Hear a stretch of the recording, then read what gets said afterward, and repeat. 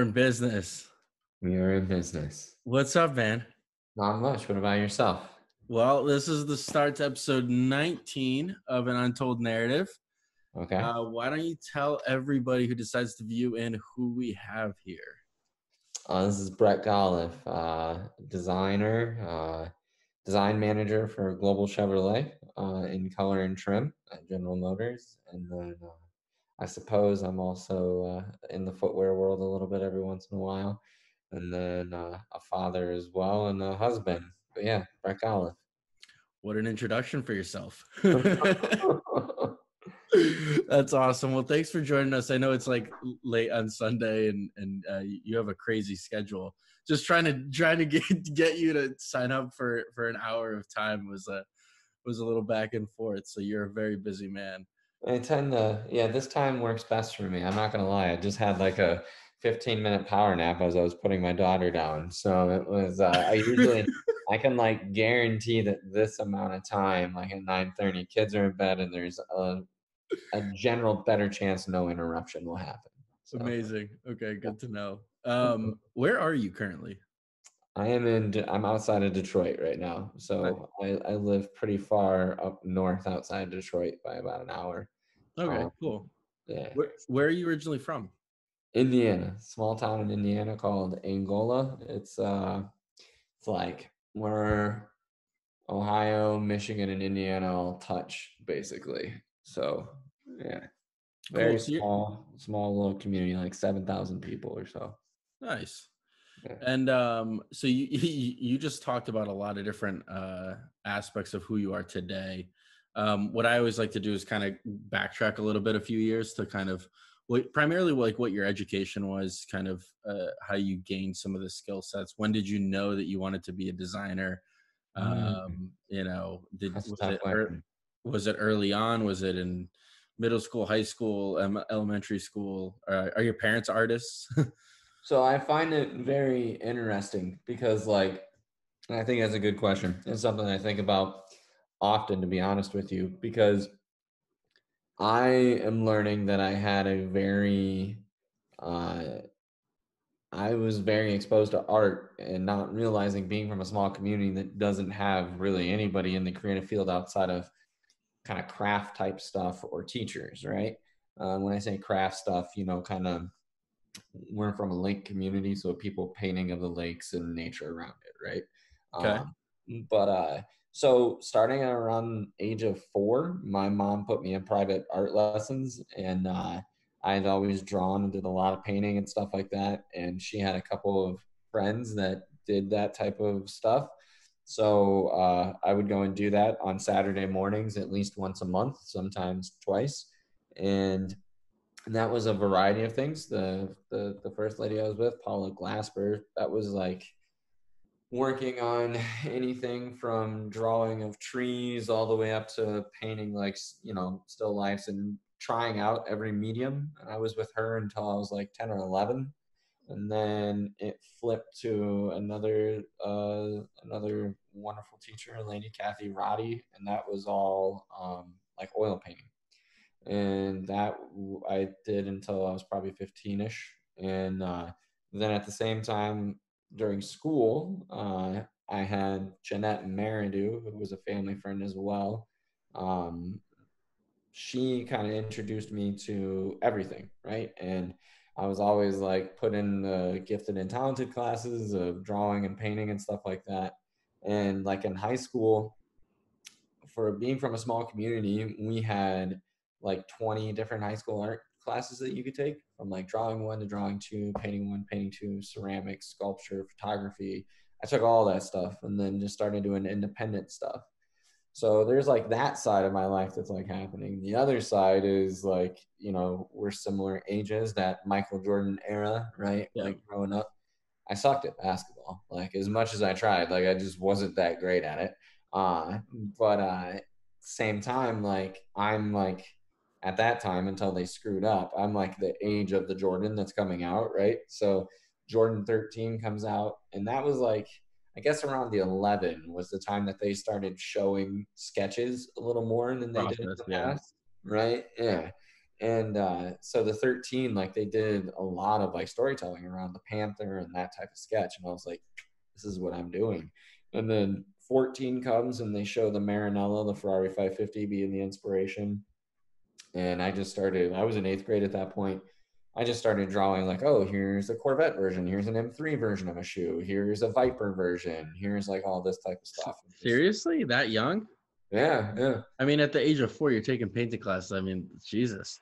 Yeah, so I started doing, yeah, I was doing a ton of them, and like I would do it for my friends that were in like in on the basketball team and stuff like that. Like, so my friend Brian, like, oh, here's his signature shoe, and then like my friend Tyler, I did one as well, and I think the other side of it was like I also got my first job like that year, and like uh, I didn't do anything, but like I was supposed to be busting tables, but the owner of the restaurant like really liked me, and I would just sit there and just draw. So I just drew more shoes. So like I would just do like my own fantasy roster of like who was going to be on like teams. I was like, oh, Allen Iverson. And at that point, like the Iversons had already, in my opinion, started going downhill. I was like, oh, what would it look like if he was on the Jordan brand? So I would do like my own Iverson and stuff like that. That's all I would do. Was This just is draw. all in high school still.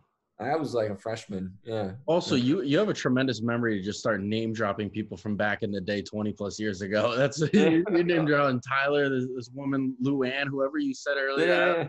The first and last names. You have a tremendous memory. Yeah, I do. I do correct myself in my memory. I don't like.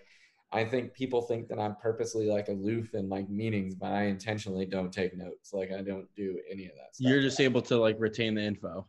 Yeah, 100%. If Wow, it's meant to be remembered, I will remember it. I'll say that's wild. that. Good for you. So you really had your intro to footwear specifically through the Jordan brand.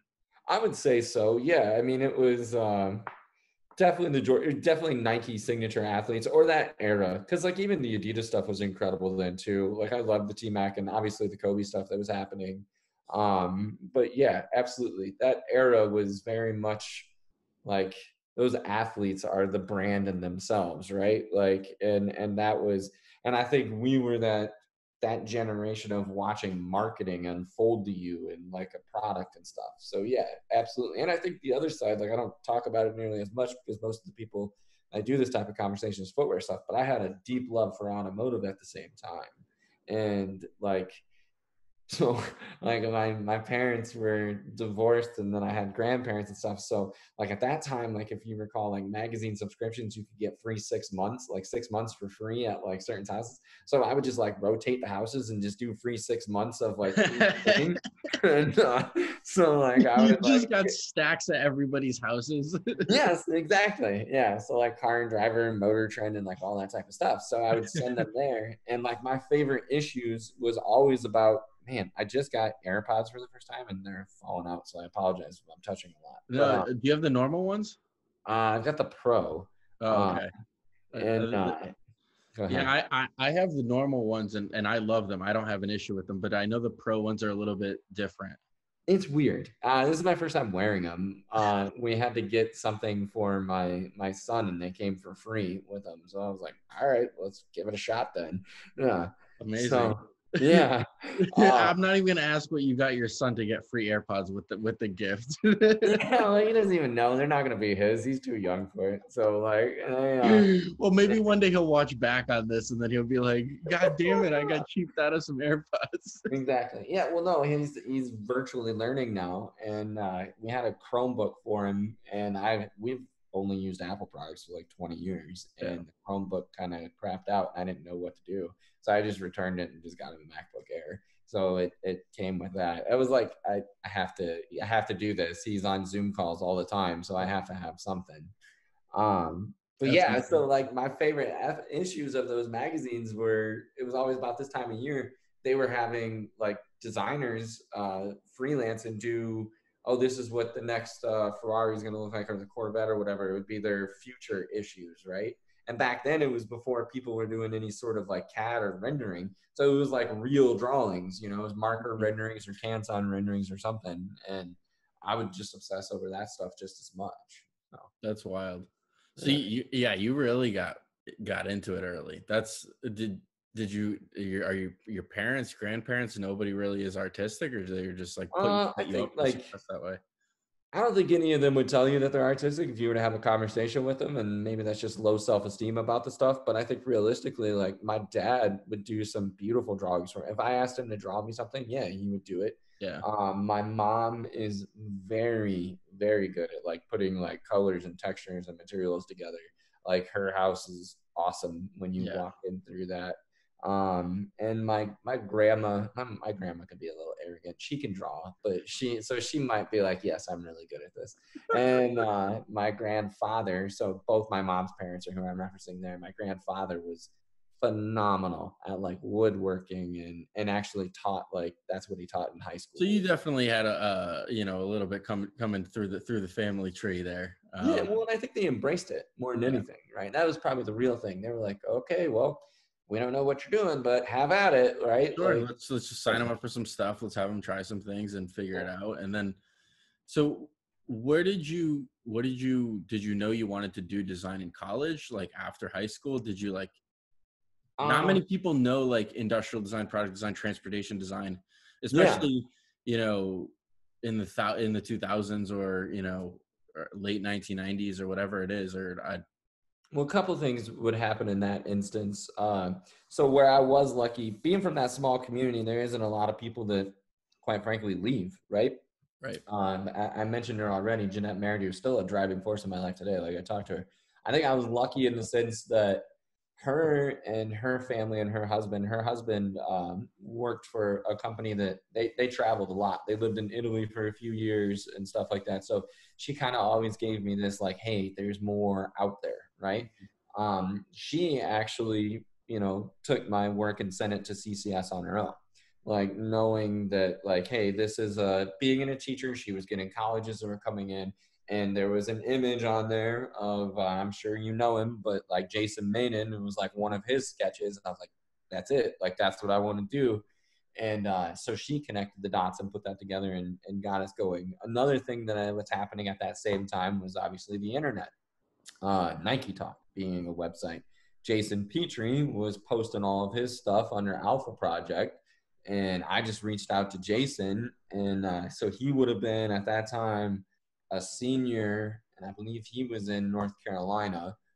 He was getting ready to go to Fila, and or he no, he had just started at Fila when I reached out to him my junior year. He had just started at Fila, and that was when they were doing like the Ferrari product and stuff like that. I was like, hey, here's where I'm at. This is what I want to do. I've got a scholarship opportunity at CCS. Is that the right thing to do to get into footwear? And he's like, yeah, that's what you should do. So I was just like, it was between that or Art Center, and that was California. And I like all this stuff was just kind of blind. And I was like, all Yeah. right, Yeah. well, Yeah. this is what we're doing if this is why I want to design shoes.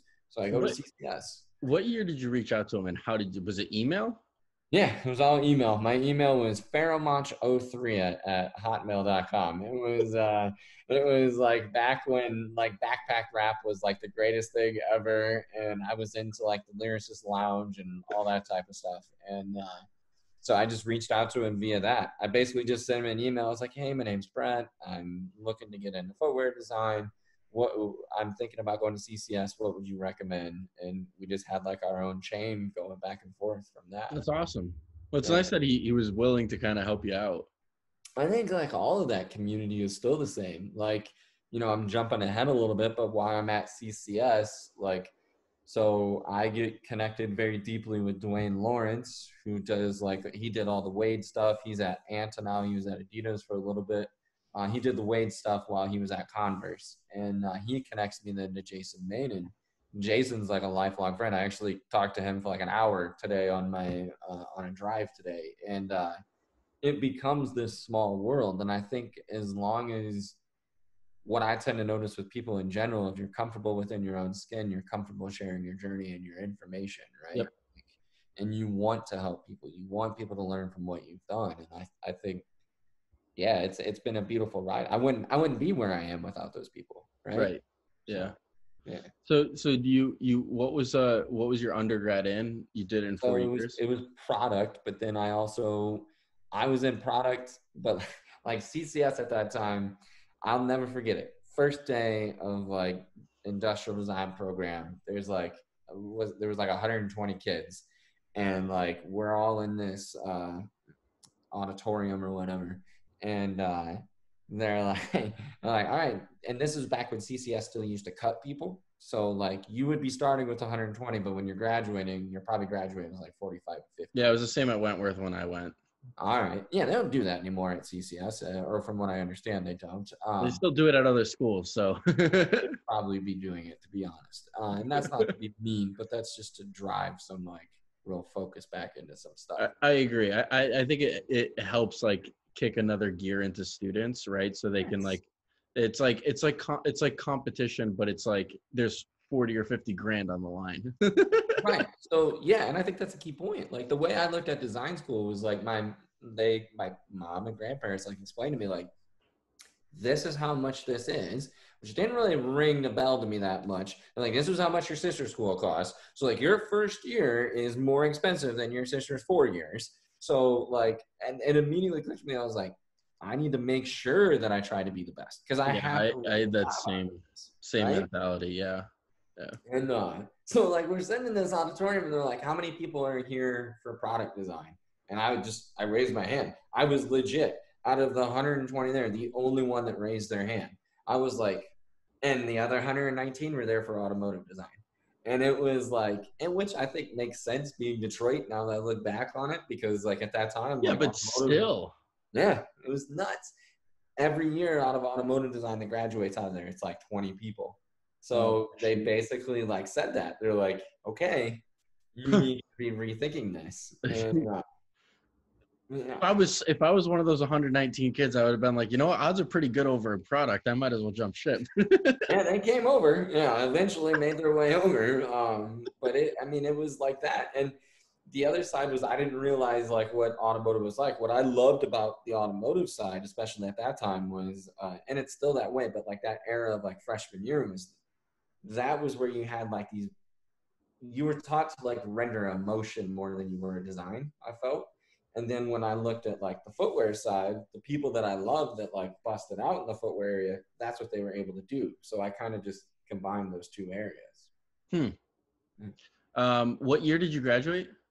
Graduated from high school in 03, graduated from CCS in 07. Okay. And then what was your, you got the undergrad in the product or in transportation? Yeah. So product design. And then we didn't dual major or anything, but I did a lot of automotive stuff.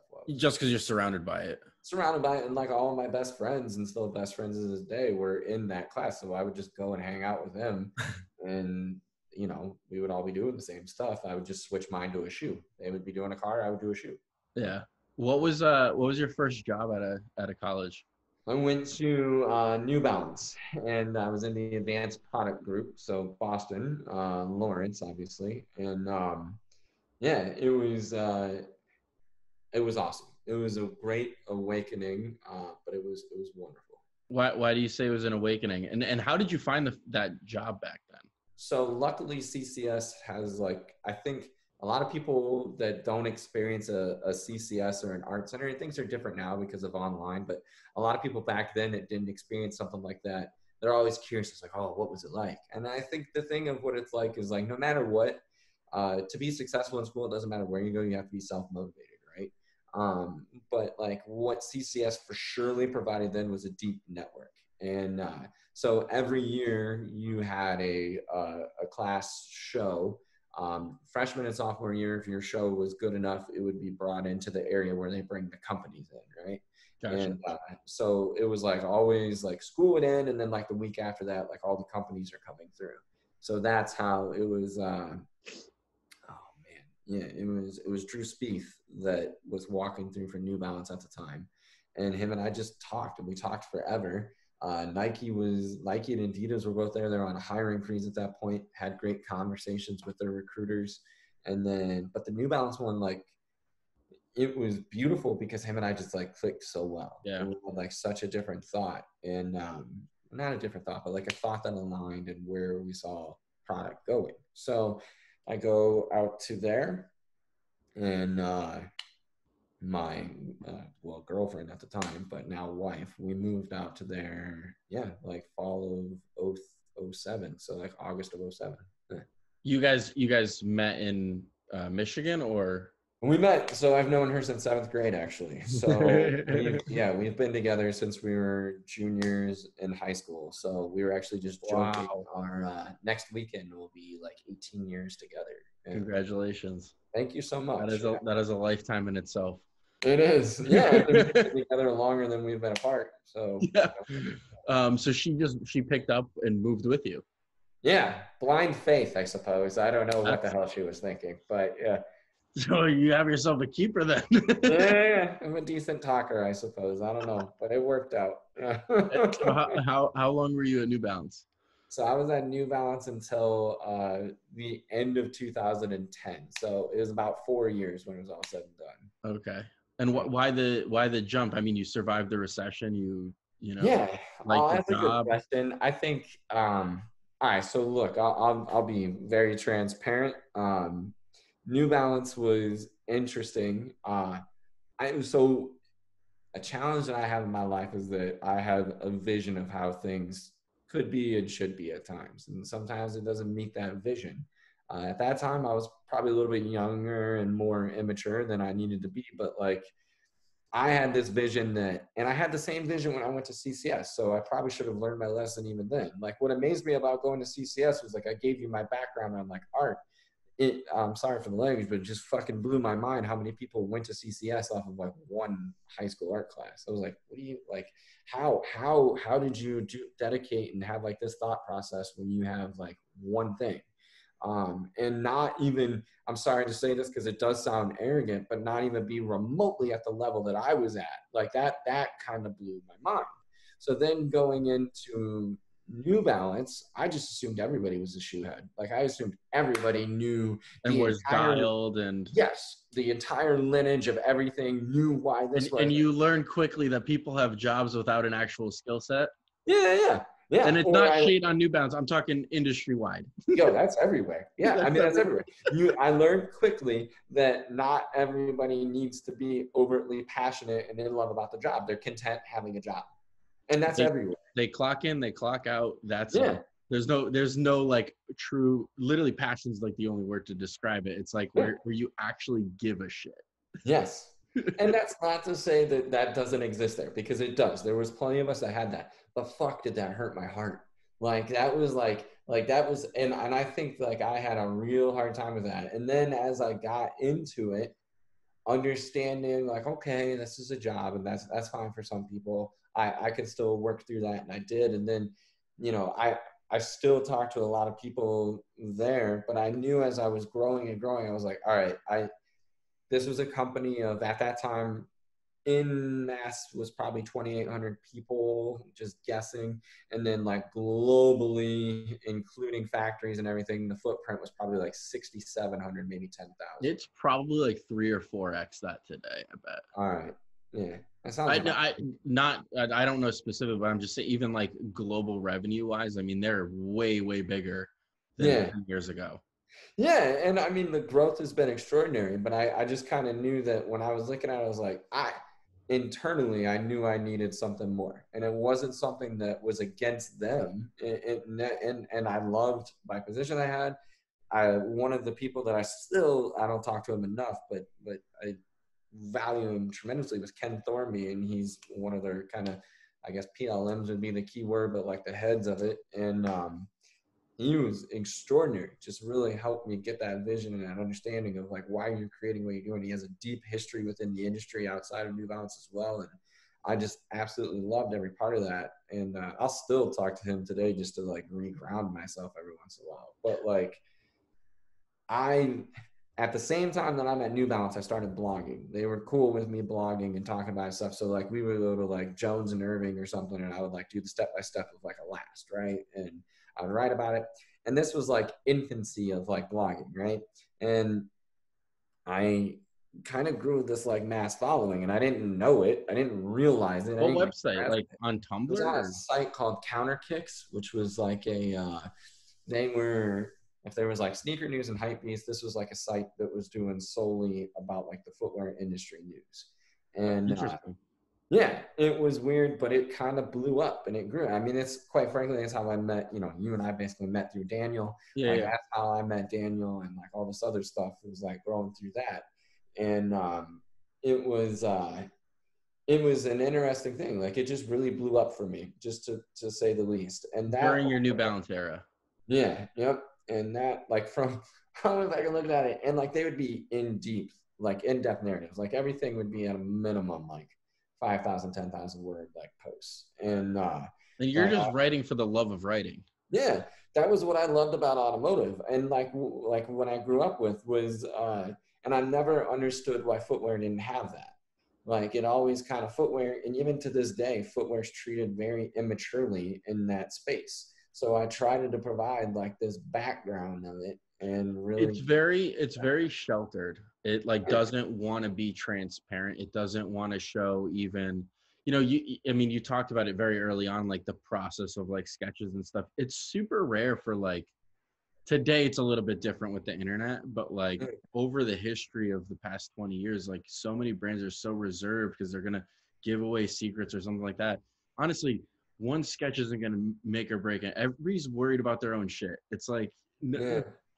It's it's interesting because, like, moving past New Balance, and I kept blogging going and I'm jumping a little bit, but going into like the complex side of it and blogging for them for so long, which was super amazing and grateful for it. But I learned from their customer, and this is the customer, in my opinion, is that there's always that age-old saying that like 80% of like athletic shoes, and it's probably more like 95%, don't actually get used for athletics, right? it's probably And like I right. quickly realized that like that story and that love and that design element again is limited to a small group of us. And you watch a lot of footwear companies don't necessarily want to market to that because at the end of the day, it's so small. It's like you can probably do your math on it. There's probably about 300,000 people that are actually a part of this like hype community and this type of stuff, which isn't very big, right? Yeah. I mean, yeah. So it's hard to kind of go down that path. So, I know one, I didn't even know you wrote for Complex, so that's interesting. Yeah, Yeah. tidbit to learn. I always try to do like a little bit of background, and I've known you for a few years now, so I know a little bit about your background history. But you use the word vision a lot in the Yeah. past 5 minutes. When you were leaving or contemplating leaving New Balance, like when you talk about your vision wasn't aligning, what was that? Like, what did you have in your Um, mind back then? a lot of my life kind of just rolls off of me internally and like what my gut feels and like saying if this is right or not. And like I tend to always be at something before people seem to think that I'm ready for it, like simply put. And like I would be trying to take on more and more responsibility at New Balance, but they're like, yeah, but we still see you at best as like a designer too. And I'm like, well, okay, that's cool, but you're telling like I'm doing this, and this, and I'm outperforming this person, and this person, or I'm doing and I want this, and like what I felt there, and I'm sorry, but it's a relatively conservative company. It's small. Most companies are like that. It was like the more I was taking on, it was more like, why is he wanting to take this on? Like, why? It was like, well, why wouldn't I? And like, I can remember the manager that I had at the time, like him and I would butt heads, predominantly because I was willing to draw shoes outside of work, where it was like, he just didn't grasp that that's what I wanted to do. He wanted to go surf. Cool, go surf, have fun. I don't care, rip your waves, dude. But like, I'm gonna go draw some shoes. Like that's what I love, and that's what I want to do. And that I just felt I felt at that time there wasn't a lot of that there. That's probably changed now. I'm not speaking ill of them by any means, but in my time there, I didn't feel like I was getting what I wanted. And I knew, and I can confidently say this, it was me, not them. Yeah. So it was like, all right, let's try something new. So that blogging thing got my name out there further. And I interviewed like from basically like June of 10 until October. Well, it was like November 5th, 6th, 7th of 10. I was interviewing at Nike, Adidas, and then in the middle of those two, GM contacted me. One of the advanced. There was never a moment in my life where I was like, yeah, I want to go into automotive. Like that was never like a thought of mine. I didn't have an ill will towards it, but there wasn't a moment. One of my best friends was about to take a job there, and then one of the advanced directors at the time which oddly enough, he's now moved his career and he's in footwear. But at the time he was at GM and he had been following the blog. So they had just went through, you mentioned the financial crisis. They had a crazy part of the financial crisis, obviously. Yep. They were looking for other people that had different backgrounds, and he encouraged me to apply. And I was like, all right, cool. So I applied. I'll be dead honest. I was like, worst comes to worst, I fly back for an interview and I get to hang out with a few of my friends I went to college with, and we go back to the day, right? Sounds like a good deal. Yeah, I was like, it's cool. So did that, and my wife and I are out in Portland about 2 weeks after that. I have an offer from Adi and I have an offer from Nike. And we were literally in the Ace Hotel, which at that time was where like Adi put everybody up. And I'm about to take this like Adidas offer. And I was like, well, we should call GM. Like, let's just be kind, you know, and do this. And they're like, oh, no, wait, we want to give you an offer. So like weirdest moment of my life, like most like crazy moment, like I had these 3 opportunities in front of me, right? Wow.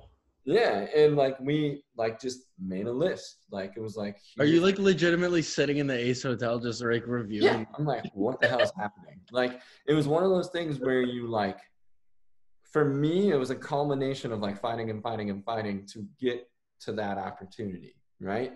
And so I just kind of went down the list, and I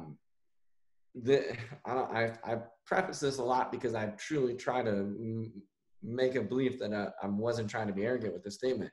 But my thought process was like, I believe if I hustle hard enough and I work hard enough, I can do footwear again. But I don't know that I'll ever be able to do the car thing again. And That's really interesting. Yeah, I was like, it's a new challenge. Worst comes to worst, we do it for like a year and we figure things out. I did it. I'm still there. Obviously, it'll be a decade in January. Has it been that long? Yeah. Holy shit. Yeah, well, yeah. Believe me, I say that same thing a lot. I was like, 10 years already. But I don't want to overshare because I think this is going to bring a lot of value to people. What goes through your mind, and what was was it really the fact that it was a new opportunity, something completely different between the 3 of them? I mean, you have the two biggest footwear brands in the world, and then you have GM, right? That you don't have a background in automotive. You love cars or whatever. You know, it's a passion of yours, but clearly you're really good at footwear. You love the footwear industry, and you like, I don't understand, like, if there was any sort of like thought process you can like share with people, like what was that? Well, a lot of my thought processes at times is like, if it scares you and makes you feel uncomfortable and intimidates you, you're probably going to grow and you're probably going to learn more. So clip it. Yeah, I was like, I might as well just try this. The other side of it was, you said the other 2, right?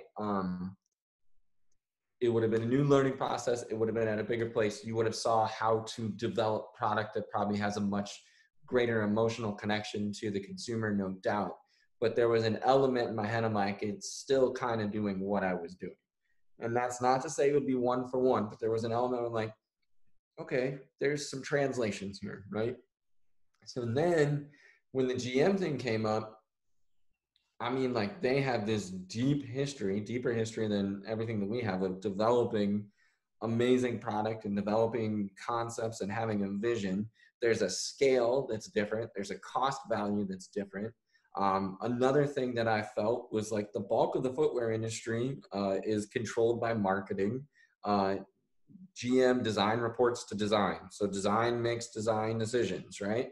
So I knew that. I was like, all right, that would be an interesting thing to learn. And then there was the global scale. At that time, they had studios in England, the US, 2 in the US, well, technically 3 in the US, then England, then you had Shanghai, you had Seoul, you had India, and then you had, what was the other one? I'm missing one of these. But regardless, you had this ridiculously huge footprint, right? Germany. So Frankfurt. You had like this huge footprint in that sense. Like, I was like, man, that alone, just having those conversations is going to be a learning process. That's incredible. So what was your official position when you signed? So that would have been, when I signed on, I was senior creative designer in color and trim. So color and trim tends to be the material soft goods side of it.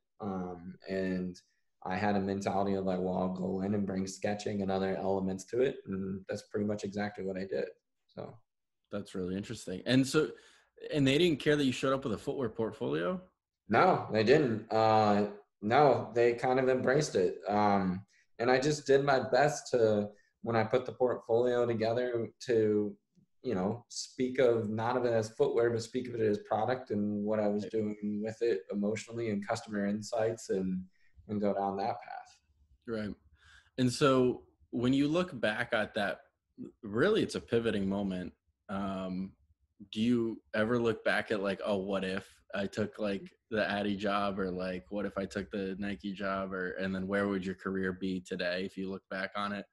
Yeah, I do. And I think that like, um,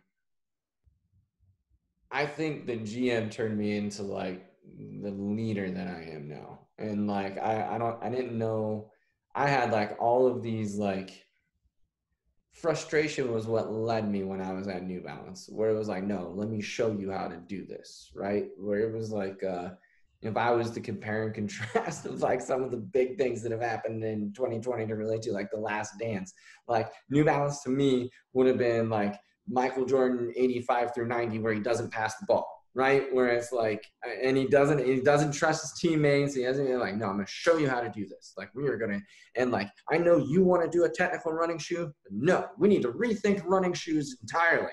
Like we've already made this. Why are we doing this, right? Like, whereas like with GM, it grounded me. It made me realize like coming in, and maybe this isn't right or wrong, but I do believe that's how American business runs for sure. I can't speak for German businesses or anything.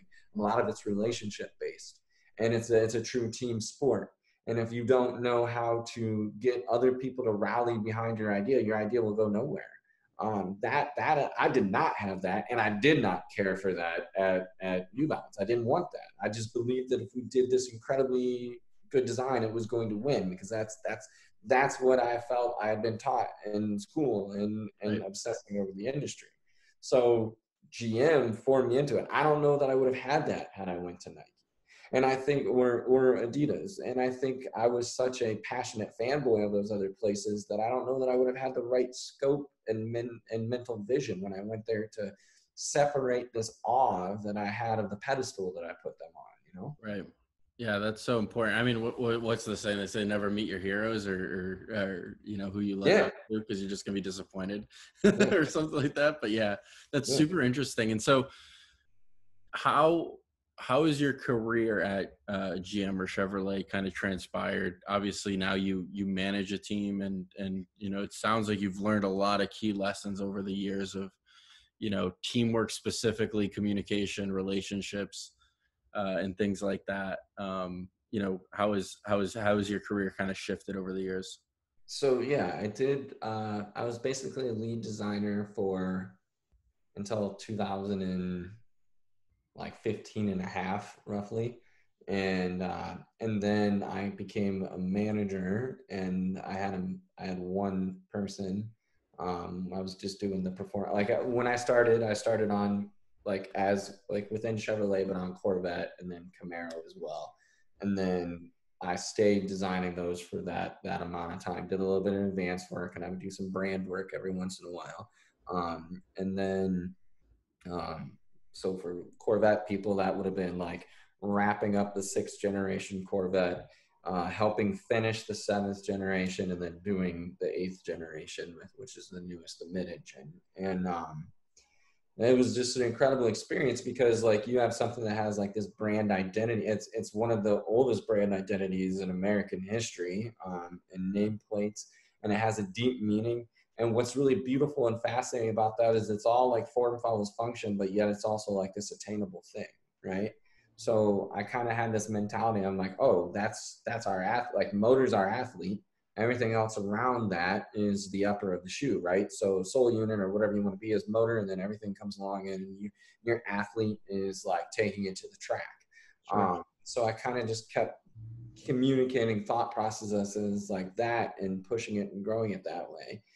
So from there, I go into the designing. I then get the Dominic Dowling. He's still on my team today, but he was like my first like real team member.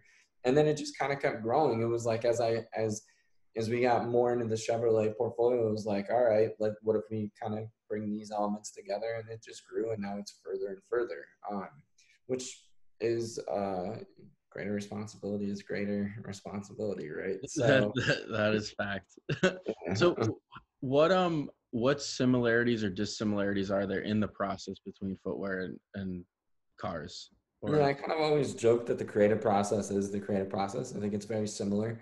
The main scope of difference is like, even a really expensive shoe is probably like $500,000 to manufacture. Like a brand new car is like $1 billion. yeah. So like, there's that. A little bit more material expense. Yeah, the scope of change is far greater and has far more impact for what it means for the consumer, and then obviously the consumer difference there too is like, you brought up the recession, and I remember, that was being my first real change of life of when that stuff was going on, and talking to somebody that had been at New Balance for like 30 years about it, and I was like, he goes, oftentimes like with the recession, he's like, people will still splurge on like a pair of shoes or something. Like you'll still get that every once in a while. And I was like, oh, okay, that's good to know. Somebody might still spend $100, $150 or something. That's not happening with a car. I mean, a cost of a car, the average driving cost of a car, or consumer price of the car nowadays in America is right around $36,000. I Is it mean, that much? yeah, that's Seems your like a average lot. transaction price. Yeah, it is a lot. Yeah, and when you think of it that way, I mean, outside of a house, and I guess for some people a college education, it's probably the most expensive thing they're going to Yeah, do. third most expensive thing you're gonna buy in your life. Yeah. Yeah, so you can't take that lightly. And then So being on court, are the decisions you guys are making as a group or yourself, like, are they weighed more heavily? Like, do you take more time? Is the process from start to finish much longer? Like, yeah. So I think we're getting dramatically quicker, and we'll say that. I mean, yeah, one thing that's out there publicly now, like Hummer, I mean, that was one of the quickest things I've ever done. And it was nuts. But yeah, I mean, on average, I think if you were to anticipate it, most from sketch to like on road, it's somewhere between 4 and 5 years usually.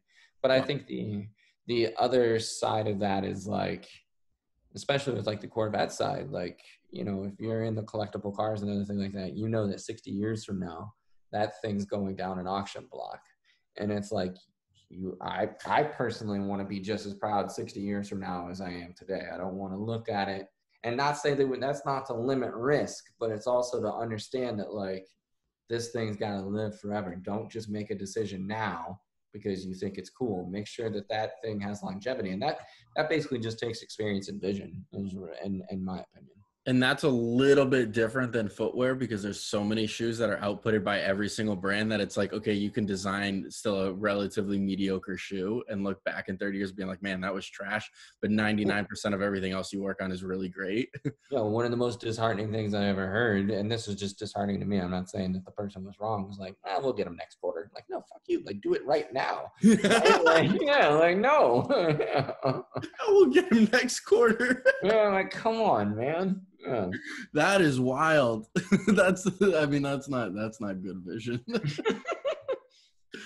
But there is some truth to that, and you can't scrutinize everything, right? I think in both fields, you have to know the separation of yourself, like knowing, like I'll even talk to that to like friends that are, going into footwear and helping and communicate stuff for them. It's like that change you're making might be only you noticing that change, right?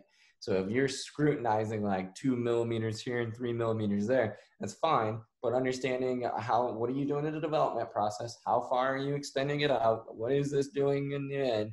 And are I you wish more going people I to wish more people thought like that, Brett. notice? I really do. I really Yeah. do. But so I'm gonna jump back, right? Because I think one thing that I know about you, and I know you kind of breezed over this between the writing at Complex and stuff like this. You have a relationship with Tinker Hatfield. Yeah. We And don't talk nearly as much as we used to, but yes, yeah. and so I just want to jump back, and even if you just gave a one sentence, I think it's worthy of bringing up just because everybody in the footwear community knows that name by its own brand, Yeah. essentially. And so how did that come to be? I mean, I think you have like a 2-hour like podcast or audio segment Multiple online ones. somewhere with him. If you want me to be honest, I have multiple ones. Yeah, no, he, it was interesting. Like, so at that Counter Kicks website, right? Like, as I'm writing, I was always trying to tell everybody like the journey of like why something is the way it is. And I basically retold the 11, like why the 11 is what it is. And somebody forwarded it to him and he liked it. And I found out he liked it. So then we started kind of emailing back and forth and we just set up a call. And we talked. That would have been, I was at GM. So that would have been like summer of 2011. It would have been roughly probably June of 2011. Yeah, it was June of 2011. And I, it was nuts to me. Like you said, you know, don't meet your heroes. Well, I met my hero. And we talked for 2 hours that day. And it was just one of the most incredible things because, like, in my opinion, and I'm not going to say there's people that obviously know him far, far better than me. But in my opinion, the most beautiful thing that I took from him is that, like, Tinker Hatfield doesn't know that he's Tinker Hatfield. And, like, I think that's something really special. Like, that transformed. We haven't talked in a while. I'm not going to sit here and say that. But that transformed. I mean, I had dinner with him. We've done other things, like, outside of that world. And seeing that side of him is just, it's beautiful because you see how creativity drove his life.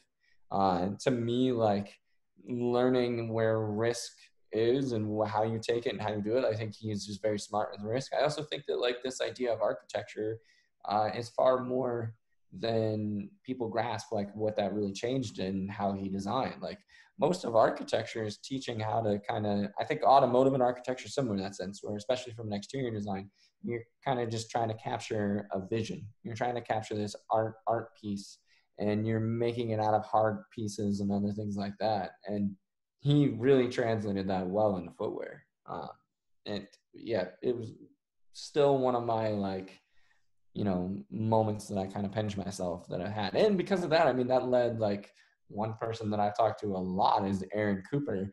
As much as, like, I loved Tinker for kind of giving me the vision of, like, how to get into footwear and understand what design. I don't, point blank, whether it's automotive or footwear design, I don't know what design is without what Tinker Hatfield provided the world. I have no clue as to what it is. But, like, my favorite designs that I truly love owning are Aaron Cooper and Eric Avar. I haven't met Eric, but Aaron and I text every once in a while and talk, and that's been beautiful. And I think all of this realistically is just a good example of, like, you know, you can make something happen if you really want to. I met Aaron simply because of Instagram and writing some stuff for Complex, like just breaking down some of the best logo designs ever in footwear, which one of them to me is the Pippin logo. And it got back to him, and it just spurred, like, a conversation from that point on, you know? Yeah, you just never know unless you try and put something out there. Yeah, even at a young age. Like, I mean, being in a small town, like, I pretty much quickly learned that first name dot last name at the company is the email address. Send an email, people. Like, what's the worst that can happen? They don't I respond. mean, there's a really good chance that is it. Yeah, like, what's the worst thing that can happen? They don't respond? Like, okay, I can handle that. That's not any more silent than what you already have by not talking to them. So Yeah, 1000%. I mean, yeah, I mean, that's so cool. I remember I've listened to, like, one of the very long segments on SoundCloud or something like that. I forget where. This was years ago. yeah. But yeah, I mean, even that's kind of how our relationship is built. Like, it's pretty much through Instagram. I mean, it's Yeah, the 100%. majority of the guests that I have on here are primarily through Instagram or social media. I've now had TikTok artists join me and weird shit, man. I love the internet. It's a beautiful place.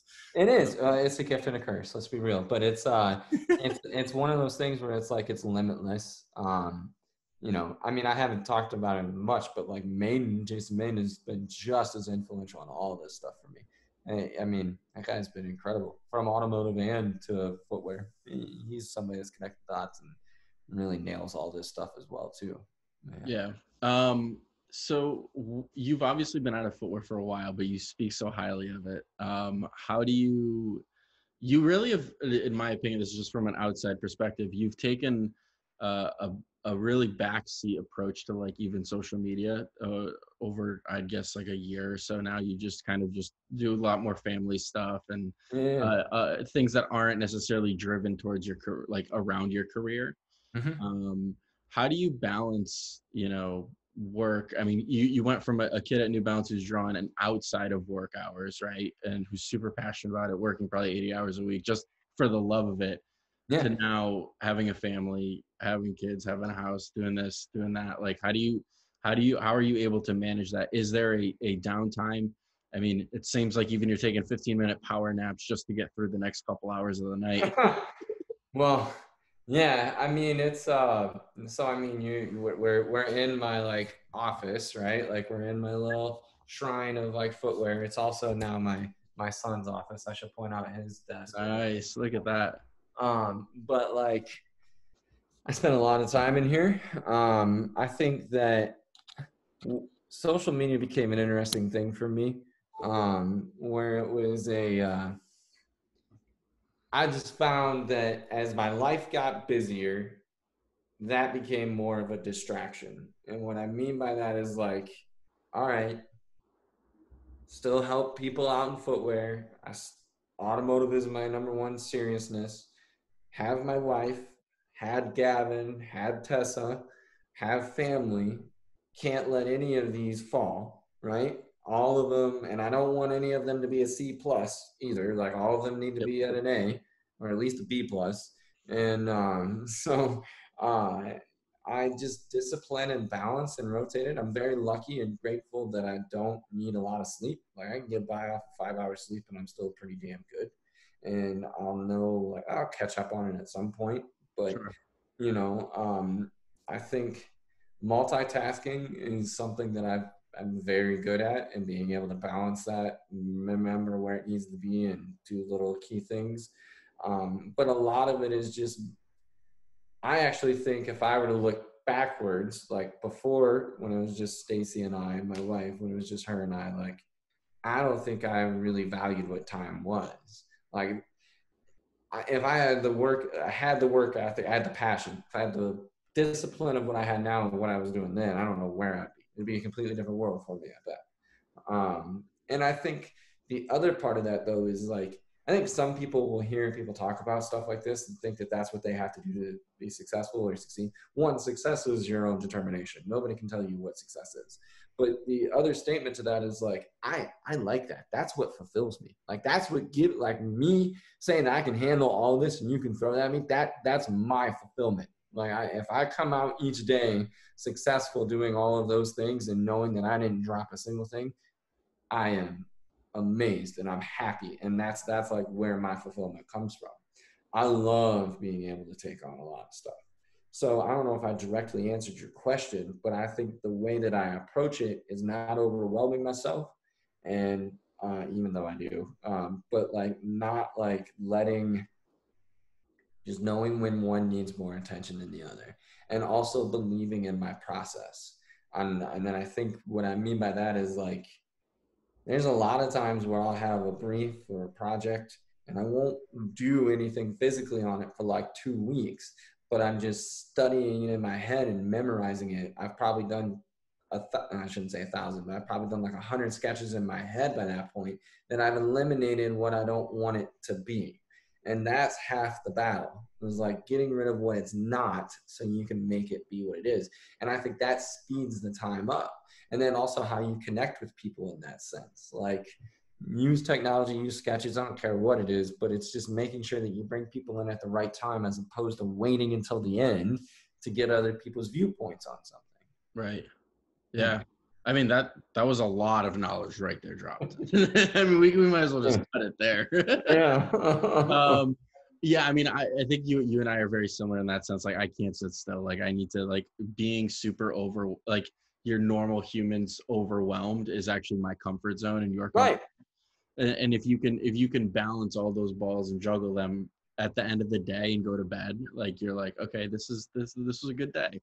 I actually tend to find the nights that I can't sleep are the nights where I haven't done it well, like where I didn't get the amount done that I wanted to get done. So I have this theory that people who have insomnia or can't sleep at night, they just are so lazy in the day because Yeah. they don't exert themselves to the point that they should be, and then therefore they can't sleep.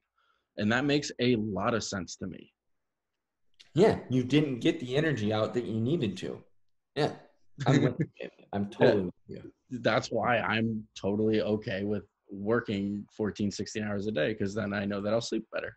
I was talking to a gentleman the other day, and we were kind of talking about that same thing. And it's a cliche, but I mean, at the end of the day, if you love what you're doing, you're probably not feeling that it's work, right? Like, I think the main thing that kids taught me with it is,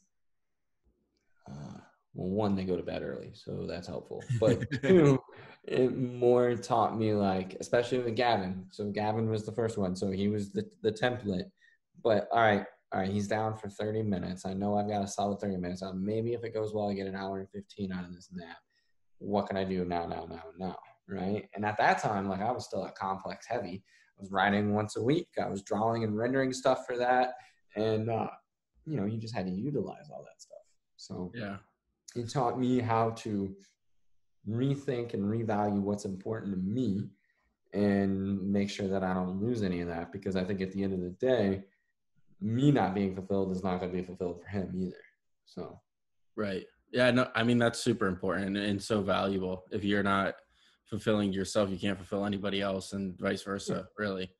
Yeah. When you I'm going to go back to the vision, and like, what do you think about, like, a 3-year plan, a 5-year plan, 1 year down the road? Every Like, day. do you still have a new vision for yourself every single day, of like what you want to accomplish, both for your own personal goals, but then also anything else in life? I mean, uh, Yeah, I mean, it's probably a little different in the sense that now I, you're able to be selfish until you really have to take something else under your wing, right? And like, I'm most attracted to people, whether it's friendships or obviously even my wife, that are like very well disciplined and heavily driven. And what that probably really means is confident, right? And so before kids, like, I didn't really have to think about, like, I didn't have to think about her because she's super confident. She knows what she's doing. She's got her own plan. Cool. We come together and we make a wonderful life and in love and stuff like that. But at the end of the day, she controls herself, and we both offer as much in this relationship. The kids, on the other hand, like, now we're doing this together and we have to bring that. So that changes visions and plans and what you want, and balancing like what's best for them. Like right now I've taken on being a first grade teacher, and there's like an element of me that's like, I, if and when he goes back to school, like, I don't know that I want to give that control up. Like, we have a rhythm, we have a flow, and I kind of see the value in me being a total part of that. I think this is arrogant, and this is I totally value everything that our teachers do for our world, like, wholeheartedly. And I taught at CCS for a while, so maybe part of this is that, like, I love teaching as well. But like, I think I could get him through like 7th grade and not screw him up. That's basically how I feel about it. And I think I could do the same thing for Tessa. It's like, after that, I'm like, we're going to get into real math and stuff like that. And that might get a little challenging. yeah. But so part of, yeah, I mean, my vision bounces around a lot. The other side is one of the greatest quotes that, like, I used to, he's not so hot in the public anymore, but this was before anybody knew he was a bad dude or did some shady things. But Charlie Rose had this beautiful documentary. I don't know if you ever watched Charlie Rose show on PBS. I actually got into it when I was living in Boston. But because like the gym that I went to underneath our apartment complex that we first had no cable in there. So I would only have PBS on, and it would be like 11 o'clock at night, and I'm like running, just listening to Charlie Rose interview people. And, but he had Tom Hanks on, and this was like circa 08, 09. And Tom talked about, like, he is finally at a point in his career where he could say no. He's like, I don't have to take this script because I don't need your money, and I don't see the vision in what you're trying to do. So I can walk away from this and say, no, I don't offer anything for you. So no, that's my end goal. Like, that's my goal. Like, I want to be able to just say no. Like, that's all I want. And I don't know. I don't know if I'll ever get there. I mean, maybe to some extent I am there. I don't know. But Well, yeah, I mean, so I know, and I don't know if you, and we can cut this if you don't want to talk about it, but you also like do freelance work on the side and do other things as help not people. only financial, benefits and rewards, but also to do other things for your plans and aspirations. And I'm assuming that you have the capability of saying no to certain people and projects and things like that. So in that sense, with that statement, do you think that, are you just a motherfucking happy dude right now? Like, are you just good? No, I mean, I'm not really. No, I would argue that I have high lows and high, low lows, right? But I think a lot of it's just grasping what you can enable and what you can't do. I would say in the beginning of what you just referred to, yeah, I was just taking stuff to take stuff, right? Like I Okay. wanted to do it, so I took the stuff. I don't do that anymore. One, I don't have the time to do it. Two, it doesn't value the other person either. Like it's failing them as well. And I don't know that I saw that at the time. If I didn't have as much passion for it, I'm lucky enough. I'm at a point now where, yeah, if I'm going to take on something, it's going to be something that's like beneficial for all of us, and we get to do it together. I think a lot of, no matter what it is, whether it's shoes, whether it's cars, whether it's us talking or anything, it's really the relationship and how you vibe together. I try to have like 5 or 6 phone calls with people before, like in-depth phone calls of us just getting to know each other to see how it's going to be, because I'm not going to waste my time with somebody that's just going to move 2 millimeters to move 2 millimeters. You know what I mean? Like if you don't have a vision and you're just creating another product, one, ethically, you're just adding something to the world that doesn't need to be added. And, Yep. we have enough of that. I will. I will say to your comment just now that like even when we like I remember I think I reached out for something, I had a question for you and you're like, yeah, let's just get on a phone call. And like it was only a few years ago, but like you'd be surprised how many people don't like getting on a phone call. I And know. like and since that moment, I am now fortunate enough where a lot of people reach out to me like and they want my advice. And I I never want to email exchange. I don't want to text back and forth. I'm like, let's just get on a phone call. The only Like, time I want like an email exchange is if I want the business record of it, right? Like where I want to be able to refer back to like what sure. we decided, what we didn't. To me, the phone call, it's the closest that you're going to get to true human connection. And I think the other side is you get the real view. So many people are not very good at reading tone within an email exchange, and Correct. they put their own voice to it. Like my most like famous moment of myself ever doing that was like my freshman year in CCS, and Dwayne Edwards like asked me to send him some work. I was like, all right. So I burned like a bunch of work to a CD and just threw it in the mail. Like I didn't do anything else to it. Like just put it in there, sent it right to his desk. I emailed him like 2 weeks later and I was like, hey, did you get this? He's like, yeah, but I don't know what this is. I don't even know you. Like, give me a resume, give me a portfolio and stuff with that. And I was like, oh my God, he is screaming at me. Like, and that's like, that's all through email. And then we later talked and everything like that. That is not what he meant, but he was more teaching me a lesson. Like, if you're going to do this right. But I didn't have any guidance. You know what I mean? But yeah, I mean, people, as they get a message and they get a note, they put their own fears into it or their own vision and thought into it, right? And I prefer to just get on a call to keep it real more than Yeah, I anything. mean, you can like hear it in people's, in my opinion, you can hear it in their voice of like how, like where they are on the human scale. Like what are their goals out of this phone call? Is it just to like check a box and be like, oh, I talked to this person for some advice? Or is it like to really try to get better them as a person, designer, creative, whatever? Like I Well, and can, I think like you and I talking, right? So we've had our phone calls and stuff, and I could confidently say like outside of us planning the time of this, we didn't really talk about what we were going to do here, right? But like being able to know that I had phone conversations with you and know you from some of the other stuff, I'm like, oh no, I trust what he's doing. Like I don't need to have like a pre-run. Like I get it. Like, all right, let's just hop on and jump in. You get that connection. So it's able to build where you think you're comfortable in being and how you know that person. And anymore, especially with COVID, like this is some of the way, this is the future of how you're going to do stuff for sure. yeah, So I think it's more, you have to have that human touch. yeah. I mean, yeah, I'm kind of disappointed. You haven't really given us any secrets, but other than that, I'm just kidding. I'm just kidding. Yeah, I do a very good job of playing clay. I'm not gonna lie Yeah. that. No, I honestly, like, I think if anybody's, interested in finding out, we have been talking for about an hour, a little bit over an hour. But if anybody's interested in like finding your work or your stuff or anything like that, like where can they find you? Do you still like blog or anything like that? No, I don't. I mean, occasionally I'll get asked by Complex or somebody to write something, and I'll do it. But no, and again, that's probably part of. I mean, I feel like I'm bringing up a lot of my mistakes, but I feel like a lot of that is like I just didn't felt like I was kind of writing the same stuff over and over again. Once it became a way, and that's fine. There's nothing wrong with that, but I don't want to be a template or anything like that. But to answer your question, where you can reach me, just it's at Golliff, so just at my last name on Instagram, and then just Brett Golliff. You can pretty much Google that and find a lot of stuff. You can. Website. Do you have your own personal website? Yeah, I haven't updated it. I need to update it, but no, I haven't done it in probably 3 years, 4 years now. But yeah. But if somebody was interested in like digging up old like blogs or anything like that, is that all still accessible? Yeah, you can.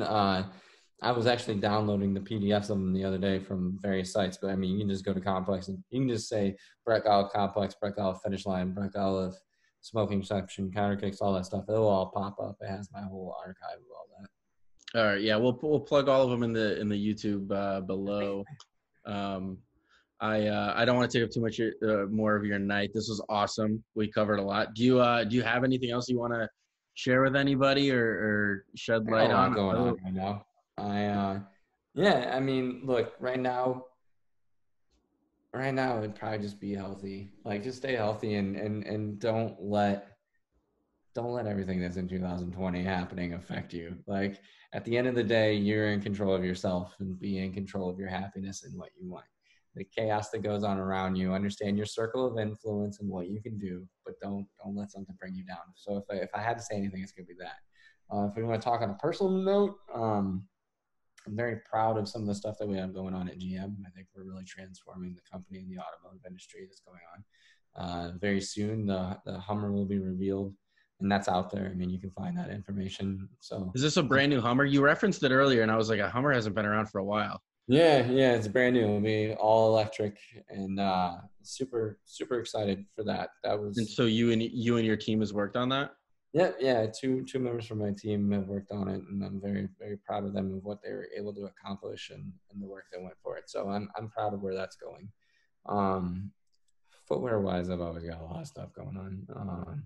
I've got a few different things that are happening here and there. We'll just see where it goes. But it's well, for everybody listening, stay tuned. Thanks for joining us on episode 19 of An Untold Narrative. I love that you shouted out your team too at work right there. That's awesome. But anyway, thanks again for joining us. I won't take up too much of your night. Thank you. Thanks so much. We'll talk soon. All right. All right. Later.